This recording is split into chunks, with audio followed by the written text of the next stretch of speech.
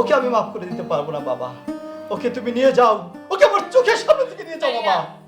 আমার ভুল হয়ে গেছে ভাইয়া, আমাকে ক্ষমা করে দাও ভাইয়া। আমি ওকে সত্যি সত্যি ছেড়ে আসছি ভাইয়া, ওর সঙ্গে আমার আর কোনো সম্পর্ক নেই ভাইয়া। তুমি আমাকে ক্ষমা করে দাও না ভাইয়া।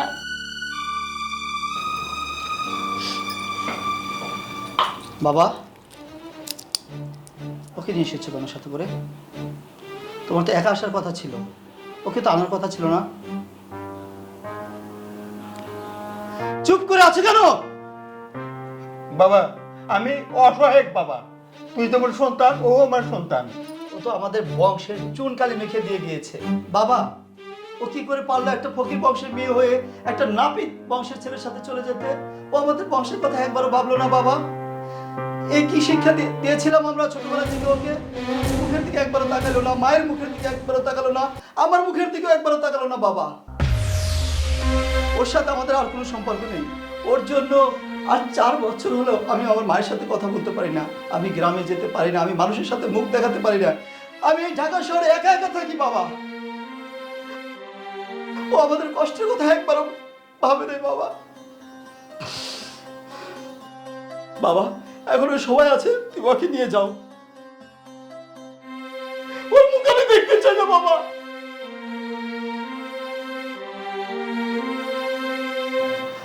ওর জন্য লজ্জায় মাথা হেট হয়ে যায় আমার বন্ধু বান্ধবদের কাছে। ওকে আমি মাফ করে দিতে পারবো না বাবা। ওকে তুমি নিয়ে যাও, ওকে আমার চোখের সামনে থেকে নিয়ে যাও বাবা। আমার ভুল হয়ে গেছে ভাইয়া, আমাকে ক্ষমা করে দাও ভাইয়া। আমি ওকে সত্যি সত্যি ছেড়ে আসছি ভাইয়া, ওর সঙ্গে আমার আর কোনো সম্পর্ক নেই ভাইয়া। তুমি আমাকে ক্ষমা করে দাও না ভাইয়া।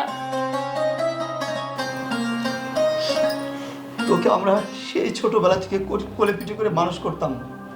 তোকে চেয়েছিলাম মানুষের মতো মানুষ করে লেখাপড়া শিখিয়ে তোকে আমরা একটা ভালো ছেলের সাথে তুলে দিব, আর সেই তুই একটাবার ওই ভাইদের কথা ভাবলি না?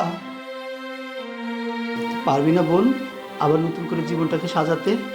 হ্যাঁ ভাইয়া পারবো, আমি নতুন করে আবার আমার জীবনটাকে শুরু করব। আমি সব পড়াশোনা করব এবং তোমাদের সব কথা মেনে চলবো। আজকে থেকে তোমরা যা বলবে তাই হবে। বাবা তুমি তুমি ওকে নিয়ে ঘরে চলে যাও, তুমি ওকে নিয়ে ঘরে চলে যাও বাবা, আমি আসছি।